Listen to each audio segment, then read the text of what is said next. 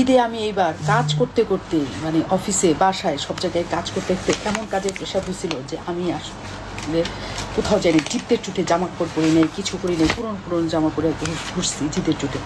তারপরে যখন জিদ একটু কমছে, 7-8 দিন পরে বন্ধুবান্ধব আসছে, তখন মনে হয়েছে আচ্ছা ঈদ তো পালন করলামই না, তাহলে কী করবো, ঈদের সিনেমা দেখতে যাই। আমি যে খুব শাকিব খানের ফ্যান, আমি যে খুব রায়হান রাফির ফ্যান, আমি যে খুব বাংলা সিনেমার ফ্যান, এরকম না। কিছু বাংলা সিনেমা আছে যে আমার দেখতে অনেক ভালো লাগছে। ধরেন ঢাকা অ্যাটাক দেখে আমার হার্ট অ্যাটাকের মতো অবস্থা হয়ে গেছিল যে বাংলাদেশেও এরকম সিনেমা হয়। তারপরে হাওয়া দেখেও আমার একই অবস্থা হয়ে গেছে। কাজে আমি বাংলা সিনেমা মোটামুটি ফ্যান হওয়া শুরু করছি।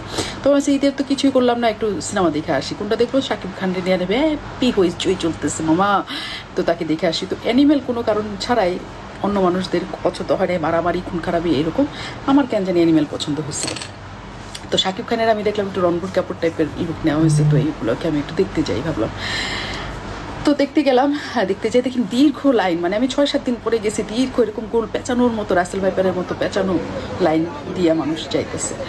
তো আমি দাঁড়ায় রইলাম যে লাইন শেষ হোক, লাইনে দাঁড়াইতে আমার কোনো দিনও ভালো লাগে না ভাই। তারপর আমি লাইন শেষ হোক দাঁড়ায় রইলাম আর লাইন দেখতে থাকলাম যে কত মানুষ যাইতেছে। তো আমি আসলে গেছি, যাওয়ার পরে মনে করেন সিনেমাটা যখন শুরু হয়েছে, তো যখন শুরু হয়েছে তখন সিনেমাটা খুবই একটা সুইট ইনোসেন্ট প্রেমের গল্প টাইপের, একটা স্ট্রাগলের গল্প টাইপের।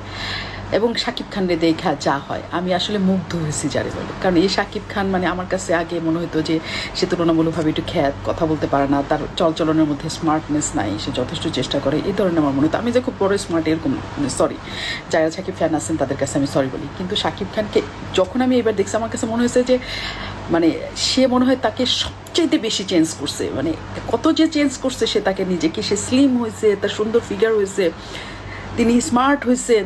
এবং সবচেয়ে ঘটনা হচ্ছে তিনি যখন নাচতেছিলেন আমার কাছে মনে হয়েছে যে এই নাচ অ্যাকচুয়ালি আমি কোনো ইন্ডিয়ান মুভির সিনেমার নায়কের নাচ দেখতেছি। কারণ তাকে দিয়ে নাচানো এবং একটা সুন্দর নাচ হওয়া, যেটা স্মার্ট নাচ, সেটা হইতে পারে মানে আমার একটা ধারণা ছিল না। এবং এটা যে ফিল্মিং, গানের যে প্রথম গানে, সেটা এখনো পর্যন্ত কোথাও দেখা যায় না। কারণ এ দিয়ে যে নাচটা নাচানো হয়েছে সেটা একটা দুর্দান্ত নাচ হয়েছে।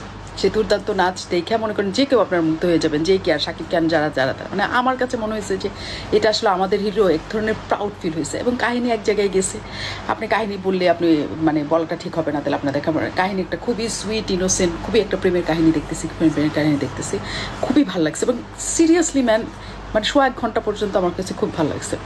তারপর যখন সেকেন্ড এপিসোড শুরু হয়েছে, মানে শাকিব খান যেখানে আসলে গ্যাংস্টার টাইপের, প্রথমে আমার খারাপ লাগছে তার চুলটা দেখে। এবং তাকে দেখে মনে হয়েছে যে আসলে কেন শাকিব খানকে রণবীর কাপুর সাজতে হবে, মানে গ্যাংস্টার মানে রণবীর কাপুরের লুক নিতে হবে এমন না।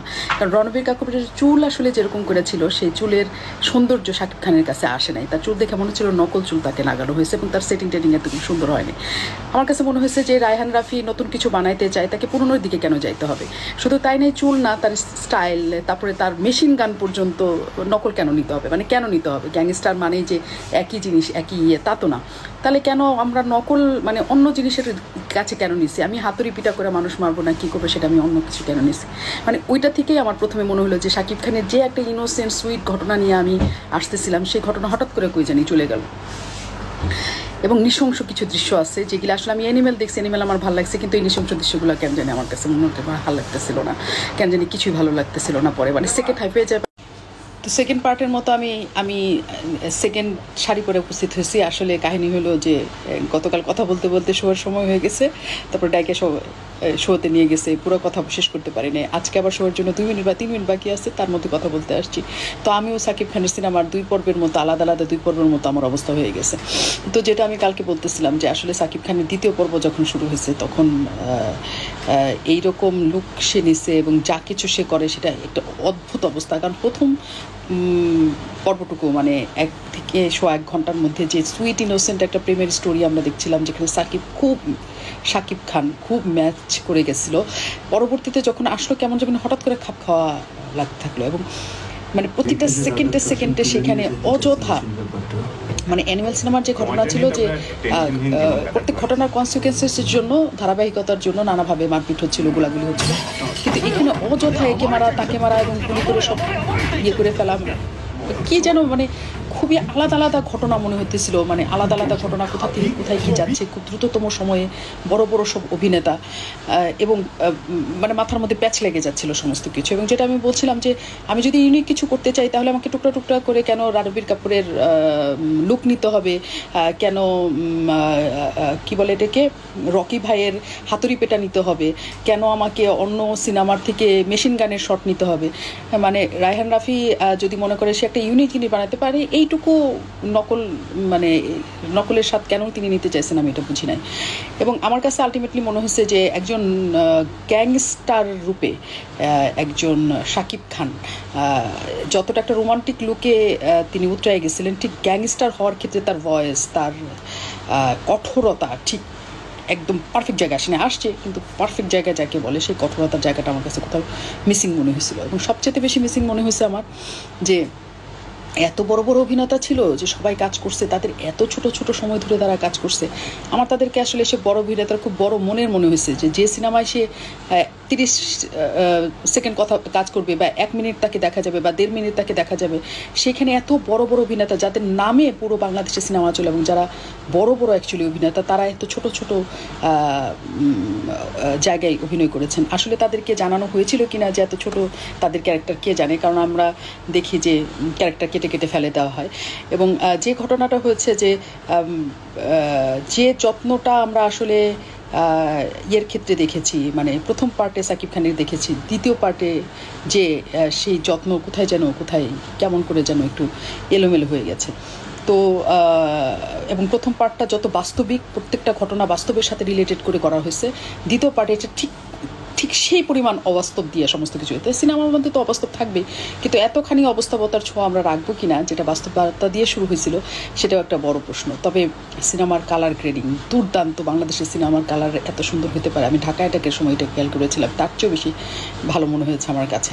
সাউন্ডের ক্ষেত্রে, মিক্সিংয়ের ক্ষেত্রে, মিউজিক অসাধারণ এবং সব কিছু। এবং পুরো সিনেমাতে যেটা আপনি মিস করতে করতে যাবেন সেটা হচ্ছে যে দুটো গান রিলিজ হয়েছে হিট গান, সেই হিট গান কোথায় এটা ভাবতে ভাবতে আপনি সিনেমার কোথায় জানি চলে যাবেন যে এটা কোথায়। এবং অন্য গানগুলো আসলে কেমন রিলিজ বাইরে সারা ফেলে নাই, কারণ বাইরে ওরকম করে প্রকাশিত হয় নাই, কিন্তু ওই দুটা গানও একই সাথে সুন্দর। তো শাকিব খানের সিনেমা দেখতে বাংলাদেশের মানুষ অনেক উপচে পড়া ভিড় হচ্ছে। একসময় শাকিব খান মানে বলা হতো যে একদম যারা বাংলাদেশের মানুষ, সিনেমামুখী মানুষ, যারা সিনেমা দেখতে পছন্দ করে, মধ্যবিত্ত বা উচ্চবিত্ত মানুষরা সিনেমা হলমুখী হন না শাকিব খানের সিনেমা দেখে, কিন্তু এবার তার ট্রেন্ডটা বদলাইছে।